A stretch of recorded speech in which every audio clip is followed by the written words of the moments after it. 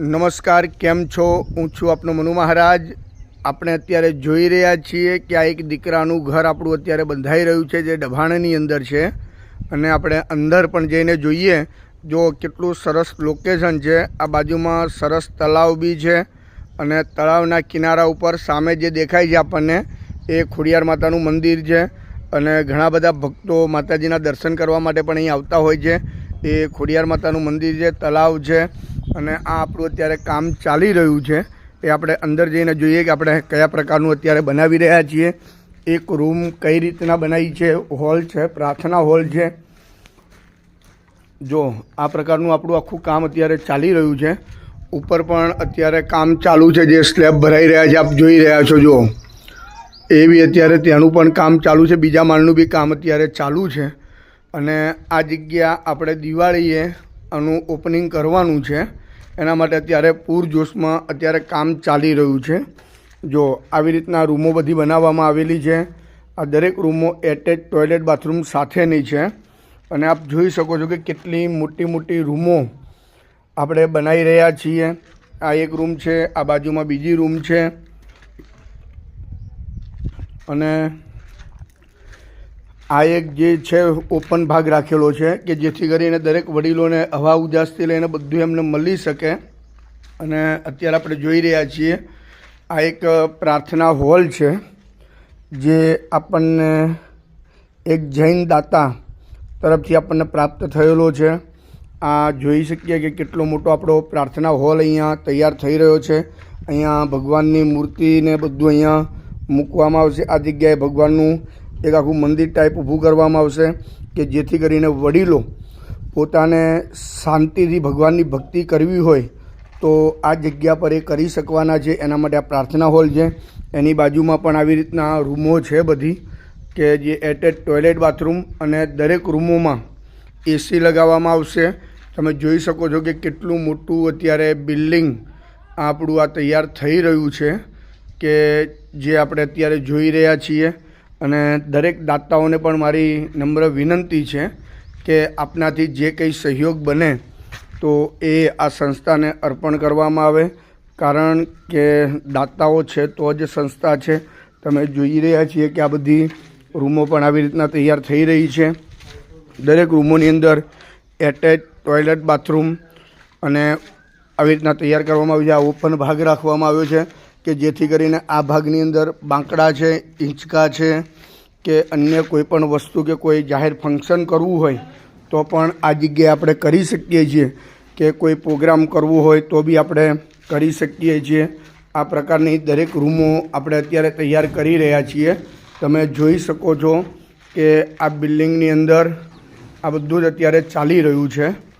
અને હવે આપણે ઉપર જઈશું। આ એક લિફ્ટનો ભાગ છે કે જેથી કરીને અમુક ઉંમરવાળા વડીલો હોય તો એ પગથિયા, આ એક લિફ્ટનો ભાગ છે કે જ્યાં વડીલો ઉતરી શકતા નથી તો પગથિયા ચડી શકતા નથી, તો એના માટે આપણે અહીંયા લિફ્ટ બનાવી રહ્યા છીએ। આ એક સ્ટોર રૂમ અહીંયા બનવાની છે। પેલી બાજુ છે બધું સ્ટાફ રૂમ માટે છે અને આ બાજુની બધી જ રૂમો તમે બધી બાજુથી જોઈ શકો છો કે કેટલી સરસ મજાનું આપણું આ દીકરાનું ઘર આપણે ઊભું કરવા માટે જઈ રહ્યા છીએ। અને હવે આપણે ઉપર જઈએ, ઉપર પણ જોઈએ કે આ બધું જ અત્યારે ઉપરનું પણ કામ અત્યારે પૂરજોશમાં ચાલી રહ્યું છે। કેમ છો? મજામાં છો બધા? ગરમી બહુ લાગે છે? હા, તો ભાઈ બપોર પછી કામ કરો, પણ આટલી આ ગરમીમાં નહીં કરવું આપણે। હા પણ એમ નહીં, આ એવું હોય તો વહેલા આવો, વહેલા આવો, કારણ કે આ લાગે એવું યાર, ગરમી તો જો એમને અમે પરસેવો નીકળી જાય છે। એવું તો સવારમાં વહેલા આવો, સાંજે આરામ કરો અને પાછું બપોરે આરામ કરો, સાંજે પાછું ચાલુ કરો, કારણ કે આ ગરમીમાં કામ ના થાય ભાઈ। તમે જોઈ રહ્યા છો કે આ બધું જ અત્યારે ઉપરના માળના પણ પિલ્લરો ભરાવાના ચાલુ થઈ ગયા છે। અને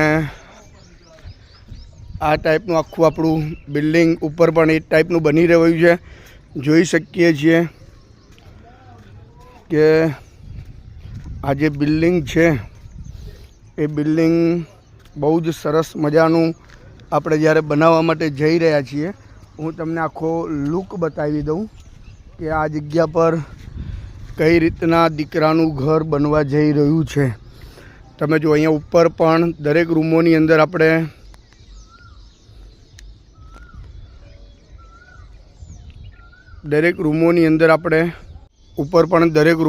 આપણે આ પ્રકારનું બનવા માટે જઈ રહ્યું છે. આ નીચેનો લુક છે જે સરસ મજાનો લુક છે.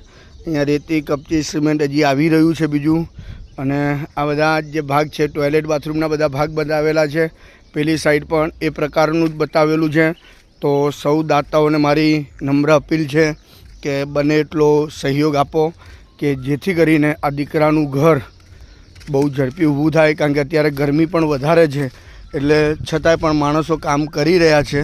તો અત્યારે આપણે માણસોને પણ વિનંતી કરી કે ભાઈ ગરમીમાં તમે કામ ના કરશો, ભલે અઠવાડિયું લેટ થશે તો પોસાશે, પણ આ ગરમીમાં કાળઝાળ ગરમી, કારણ કે વરસાદ પડ્યો ને વરસાદ પછી જે બફારો જે ચાલુ થયો છે તો એનાથી રહેવાય એવું નથી. તમે જોઈ શકો છો કે આપણે બીમ પણ કઈ ટાઈપના આપણે ભરી રહ્યા છીએ. તમે જોઈ શકો છો આ જેની અંદર સ્ટીલ આપણે વાપરી રહ્યા છીએ એ સ્ટીલ પણ એટલું હેવી જ આપણે વાપરી રહ્યા છીએ કે ભવિષ્યમાં પણ કોઈ પણ પ્રકારનું નુકસાન ન થાય એ બાબતનું આપણે ખાસ ધ્યાન રાખીને આ બધા જ બીમ મોટા ઊભા કરી રહ્યા છીએ આપણે કે આ દીકરાનું ઘર છે અને જે ડભાણાની અંદર આપણું બની રહ્યું છે.